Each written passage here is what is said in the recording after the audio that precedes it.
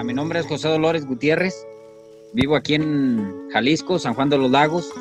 Aquí este ranchito se llama El Húmedo. Pues aquí nací, se puede decir. Aquí tengo ya 32 años y aquí empezó mi papá. Y empezamos a lo mismo de las vacas y la agricultura. José Dolores es ganadero desde que tiene memoria y lo que más nos llamó la atención cuando conversamos con él fue cuando nos contó esto.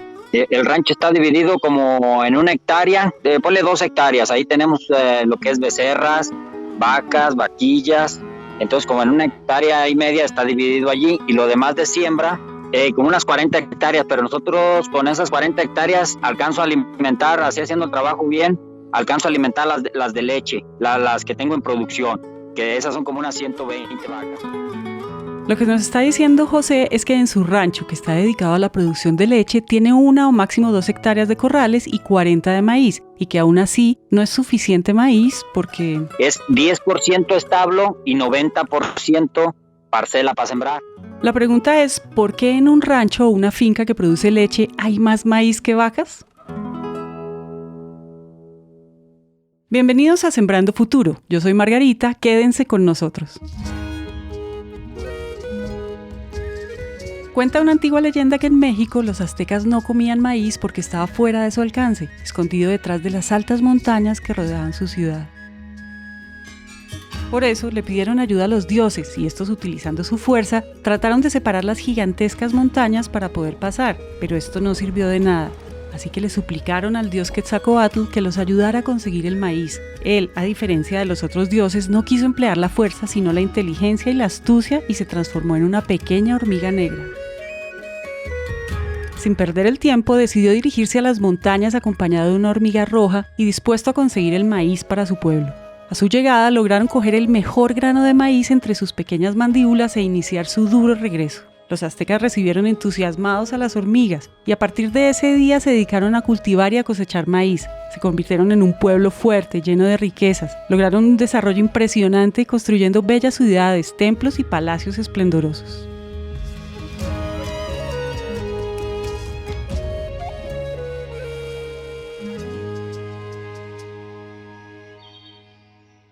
Para mí, el maíz pues es parte de la vida del mundo. El legado que dejaron los antepasados para los pueblos es, y dice, que el maíz sea tu sustento mientras la humanidad persista sobre la faz de la tierra. La persona que están escuchando es Manuel Piña. A él le encanta la agricultura y ayudar a las familias que viven de esto. Él es vocero de lo que les venimos a contar hoy.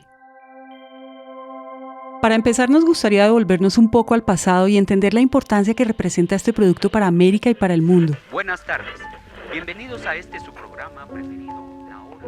Existe una relación inseparable entre el maíz y el ser humano porque prácticamente los dos se necesitan para subsistir.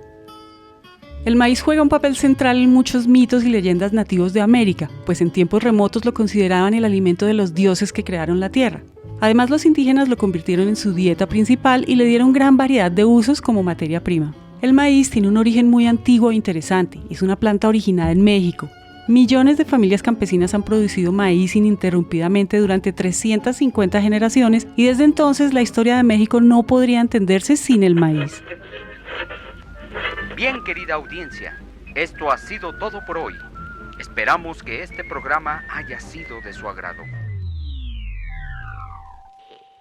El cultivo de maíz, pues para México es un cultivo estratégico por su cultura, por su historia y por la relevancia actual que tenemos con el maíz. Desde el punto de vista social es un cultivo muy importante. Más del 25% de la población económicamente activa está relacionada con este cultivo. El tema de la nutrición, de la dieta del mexicano, en gran parte está sustentada las necesidades energéticas, están enfocadas a productos de maíz y derivados del maíz. Entonces, para nosotros es muy importante. Al igual que para el mundo, el maíz es un cultivo estratégico, es el de los más relevantes, más importantes. Y lo cierto es que el maíz es un todo alrededor de Latinoamérica porque somos una cultura que creció entre el maíz. Esta planta es sin lugar a dudas uno de los mejores aportes de Mesoamérica para el mundo.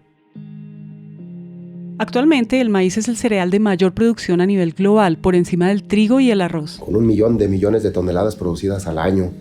Y entonces nosotros lo tenemos muy en el enfoque estratégico como Syngenta. Una de las cosas que no tenemos en cuenta a la hora de hablar del maíz son sus múltiples funcionalidades. El maíz no es solamente alimento para las personas, el maíz también es importante para otras industrias, por ejemplo, para la industria energética y para lo que vienen siendo los bioenergéticos, también nos ayuda a dar energía limpia. Así es, aunque muchos no se lo imaginan, el maíz es utilizado para producir etanol. Y el etanol, a diferencia de otros productos fósiles, no genera contaminación. Entonces todo se aprovecha del maíz. Ahora, además de ser una fuente de energía renovable, el maíz también es importante para la industria pecuaria, es decir, para la alimentación de animales como gallinas, patos, gansos y sobre todo vacas.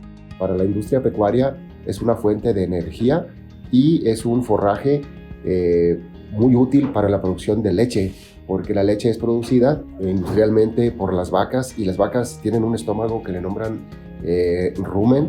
Los rumiantes necesitan mucha fibra, mucha energía, almidón, etcétera, etcétera. Entonces se vuelve un cultivo muy importante para la producción de leche. Dependiendo del país en el que crecimos, es muy probable que tengamos esa imagen de las vacas pastando, algo que tenemos grabado en nuestra memoria, y probablemente si un día nos preguntan con qué se alimentan las vacas, muchos contestamos pasto. Y sí, pero las vacas también se alimentan de forraje de maíz. El forraje es toda la planta de maíz que crece después de cultivarla y que es triturada hasta obtener silo de maíz para alimentar las vacas. El silo, yo lo entendería como un alimento de ganado que viene siendo la base de mantener una vaca viva para que produzca. Y es que mire, un buen silo bien compactado y de calidad en el barbecho desde que nace la planta, sin plagas, sin nada, haga de cuenta que es una fruta de calidad. Lo tomo así. Al dárselo a la vaca y sacar la leche, sacas una leche más pura, más limpia, menos micotoxinas, menos cosas. Y tus animales son más sanos. Los forrajes de buena calidad, en raciones balanceadas, suministran mucha proteína y energía necesaria para mejorar la producción de leche y carne. El método que se realiza para obtener el silo de maíz es llamado ensilaje, que permite almacenar y conservar el silo en grandes tanques o depósitos. Entonces ya bien compactado se fermenta, se cose y ya le va ruñendo como a un pastel, una rebanadita diaria y esa rebanadita está sana. Es como cuando lo metes al refri, aunque esté frillito, tiene que estar frío, bien compactado, le quitas una rebanadita y entran para las vacas, bueno. Hasta ahora nos queda claro que el maíz es un cultivo muy importante en el mundo, no solo para la alimentación humana, sino también para otras industrias como el etanol, y ahora también para la alimentación de las vacas y para la producción de leche. Antes de continuar, hay un lugar al que nos gustaría trasladarlos. El estado de Jalisco bordea el Océano Pacífico y su capital es la ciudad de Guadalajara y es una de las ciudades más importantes de México. No solo por su crecimiento económico y comercial, sino porque es muy conocido por ser la tierra del mariachi, el tequila, la salsa valentina, los charros, palenques y muchas de las tradiciones que en el mundo se asocian con lo auténticamente mexicano. Jalisco, además de todo lo que acaban de escuchar, es uno de los principales estados productores de leche en Latinoamérica. Jalisco es muy bonito, tierras muy buenas, muy fértiles, tierras parejas, pues lugares muy bonitos, lo que sea. Quien escuchan es Enrique Hernández Franco, un campesino tradicional de Jalisco, que nació en un pequeño rancho aislado de la ciudad y desde muy pequeño le enseñaron a trabajar en el campo. Don Enrique, como José Dolores, son productores de leche desde que tienen memoria. Pues mi infancia nací en el rancho porque en el año que nací yo todavía las mamás tenían sus hijos en el rancho, no había ni hospitales, ¿cómo ven? Y ahí me crié con mis padres, era lo que tenían, vacas y a sembrar, y esa ha sido toda mi vida. Desde los 5 años ya andaba desde que empecé a caminar andaba atrás de él, pero ya se puede decir que hacer algo desde los 5 años ya, que tápale la puerta a una vaca, que métela para acá, que etcétera, pero hemos trabajado aquí en familia todo el tiempo así, los tres. Somos 3 hermanos y los 3 hermanos nos ha tocado chambearle. Yo tenía unos 15 años y ya empezamos a comprar una ordeñadora. Nosotros ordeñábamos como unas 15 vacas y la leche la movíamos en un burro. y la pastura igual. Nuestro medio de transporte y todo era mínimo, y en un burrito hacíamos todo el trabajo. Sacábamos 2 botecitos de leche, arrimar el forraje o el silo en costales. Era muy diferente a el manejo de todo, hasta lo de la semilla. Antes no tirábamos ni foliares, ni herbicida, ni nada. Era más austero. Y ahí estamos, bien tercos, a ordeñar vacas y a sembrar, ¿cómo ve?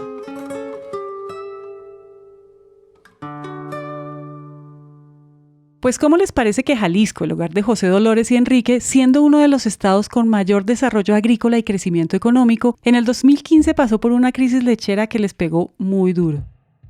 En México, el alza constante del precio de los alimentos golpea fuertemente a los pequeños productores de leche. Se vino una crisis muy fuerte en Jalisco, donde el impacto social es muy fuerte. De productos lácteos como consecuencia de la crisis económica que se vive en el país. Crisis se dice el sector ganadero productor de leche en Jalisco. Indica que los 17,000 productores que hay en la entidad se encuentran en una situación crítica con la importación del producto lácteo de otros países. Esta crisis generó una alta sobreproducción de lácteos en el estado. Las industrias ya no les recibían la leche a estos campesinos y los más de 5 millones de litros que se producían al día fueron desperdiciados y vendidos por debajo de su precio común. Mire, lo que pasa que hubo crisis en la forma de que no había mucho, el ganado bajó, la leche bajó y todos los insumos demás subieron. Pero allí, es lo que me comentaba Piña, allí si tenemos una pastura de calidad y pastura como el silo de maíz, podemos amortiguar poquito eso y ahí podemos sustentarnos.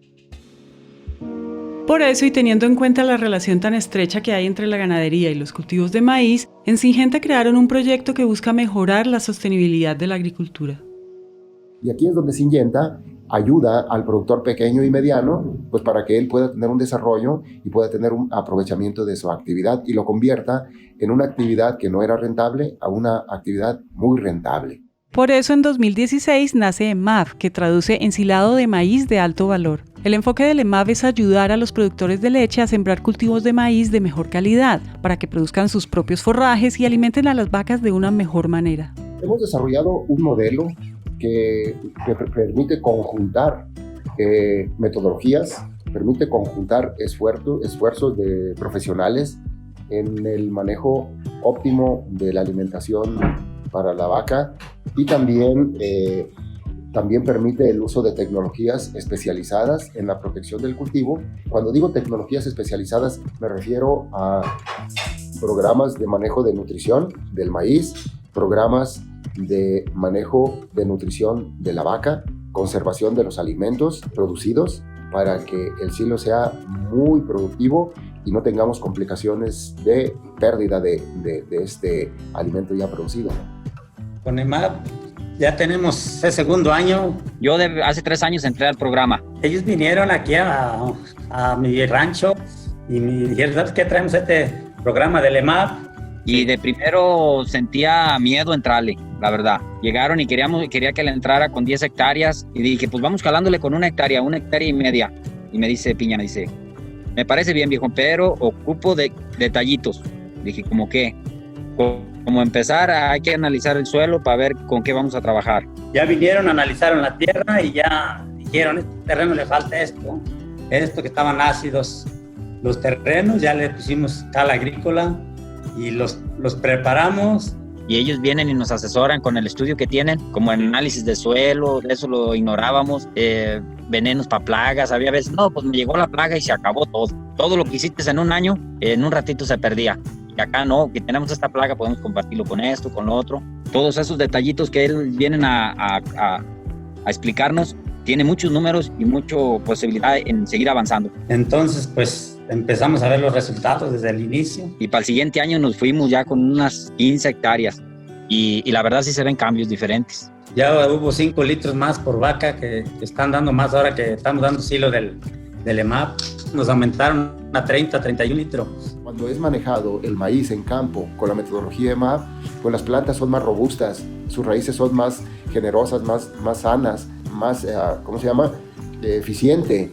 ¿Por qué? Porque esta tecnología de Syngenta ayuda a la planta de maíz a que pues, pueda solventar los factores abióticos de clima, temperaturas, y entonces todo esto en conjunto pues permite que la planta sea más productiva.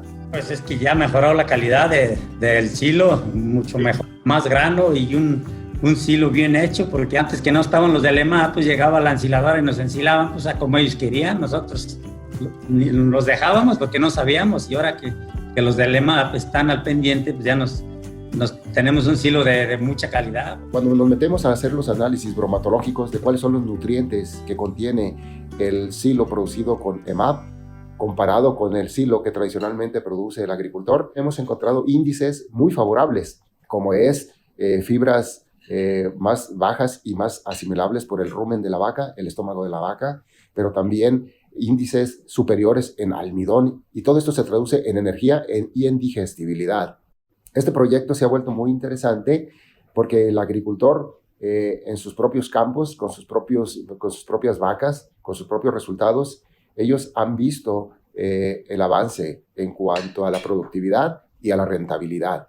Aquí en México, 1 kilo de suplemento de concentrados le cuesta 6 pesos en el 2020, y 1 kilo de alimento que él produce le puede costar 55 centavos. Y podemos decir que en promedio, en esta región donde se producen desde 50 toneladas, 60 toneladas de forraje, y en algunos casos hemos alcanzado 80 toneladas de forraje. Esto representa un 20-25% por arriba de lo que el agricultor con su metodología estaba logrando. Entonces, en campo tenemos resultados por arriba del 20% de rendimiento con parcelas lado a lado. Esto es algo buenísimo que nos ha pasado, no nomás a mí, a vecinos, amigos, porque de alguien bueno aprendemos cosas y todo hay cambios buenos, porque también hay visitas que a veces en vez de darte la mano te dan la pata, ¿verdad? Y te atrasan, pero aquí no. Los resultados del EMAP hablan por sí solos. Ahora, el impacto de este programa no está solamente en la productividad y en la calidad de vida de cada uno de los productores que participan, sino también en el efecto multiplicador del mismo, porque, naturalmente, los resultados van a antojar a otros productores de participar, porque, claro, como escucharon, al principio todos tenían miedo. Es que el miedo es de que, no sé si a usted le haya pasado, pero es como cuando llegan y tocan a tu casa, oiga, traemos este producto que para limpiar, etcétera, y buenísimo. Ah, bueno, lo compras y vas y lo calas y tiraste tu dinero. Por eso a veces tiene uno miedo. Decía un abuelito mío que el que con leche se quema, hasta el jugo que le sopla, y así pasa. Y empieza uno a desconfiar porque es que a cual más quiere vender y a cual más tiene labia, pero no, aquí no fue labia. Aquí son hechos. Haz de cuenta que dame permiso y todo se paga. Un ejemplo, pues ahí vamos a entrar en números, pero se paga cosecha. Entonces tú cuando ves la cosecha bonita, te da gusto porque dices, sí valió la pena invertirle. Al principio fue muy difícil, ahora es muy fácil. Después de que ya se están generando los resultados del 2016, 2017, 2018, entonces ahora tenemos ya productores queriendo participar en el programa. Y es más fácil que un agricultor le crea a otro agricultor que a los técnicos externos. Utilizamos nosotros entonces la experiencia de los productores que están ya dominando la metodología EMAP para que ellos sean como los voceros en campo y les comenten ahí a sus vecinos y a sus familias de lo que están haciendo y cuáles son las razones por lo que sus campos están diferentes y sus vacas están produciendo más leche y ellos cómo pueden tener ya más liquidez. Entonces ello pues es de boca en boca con todos aquellos productores inquietos, revolucionarios, innovadores. En ese, el primer año me acuerdo que hubo un atraso de lluvia como de unos 15, 22 días y llegaron mi abuelito y unos tíos y vieron la parcela que estaba en EMAP muy fresca y muy tranquila, pero acabábamos de haber echado fungicida y insecticida, ¿verdad? Y se notaba la planta destresada, la raíz abajo bajó bien, buen raizaje. Y en eso el papá de Piña me dice, Junior,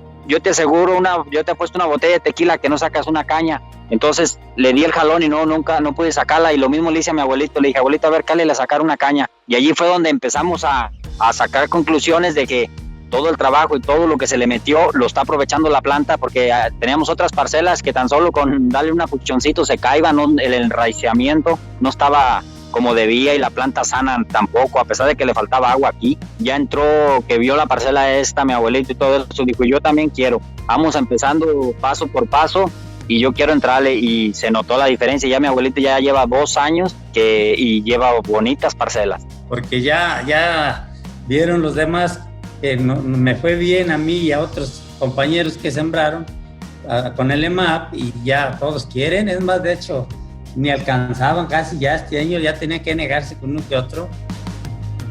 EMAP ha mejorado la vida de muchos productores. Ellos son un claro ejemplo de lo que significa hacer bien las cosas desde el principio. Pues este programa se basa en la importancia de cosechar y sembrar un muy buen cultivo de maíz para tener una excelente producción de leche. Si recuerdan la leyenda del principio, Quetzalcóatl no quiso emplear la fuerza sino la inteligencia y la astucia para lograr su cometido. Hoy, cientos de años después, estamos haciendo lo mismo. En este caso usando la ciencia y la tecnología para construir un campo rentable, digno y sostenible. Este episodio fue producido por Natalia Hurtado y editado por Juan Pablo Ramírez. El diseño de sonido es hecho por Juan Diego Bernal y el trabajo gráfico por Angie Acuña y Luisa María Ríos. Muchísimas gracias a Manuel Piña, a José Dolores Gutiérrez y a Enrique Hernández por su tiempo y por compartir su conocimiento y su tradición con nosotros. Sembrando Futuro es una producción de Naranja Media para Syngenta. Mi nombre es Margarita Calle. Gracias por escuchar. Qué bueno, para todo hay tiempo y aquí los espero el día que gusten, para platicar y a sacar nuevas ideas o algo, ¿verdad?